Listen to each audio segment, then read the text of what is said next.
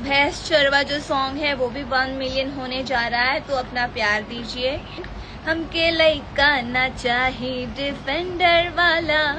मेरा नाम लेकर कोई भी लाइव आकर और फालतू गिरी किया, फालतू बातें की, चाहे वो किसी के लिए भी किया, मैं बर्दाश्त नहीं करूंगा। आपको क्लियर बता रहा हूं आपसे, क्योंकि अब बहुत हो गया। बहुत सारी इंडस्ट्री है, लेकिन इतना कचड़ा किसी इंडस्ट्री में नहीं होता है। तो मैं आप सबसे रिक्वेस्ट कर रहा हूं, या तो आप सुधर जाइए, नहीं तो हम बिगड़ जाएंगे, तो शायद बहुत बुरा होगा। और हम बिगड़ चुके हैं, अब हम बिगड़ चुके हैं। आपको लगता होगा कि हम सुधरे हैं, तो हम सुधरे इतने भी हम सीधे नहीं हैं कि आप मुझे कुछ भी कह के चले जाइए और कुछ भी बोल के चले जाइए और हम आपको इसे ही माफ करते रहे। भगवान को भी बाण उठाना पड़ा था।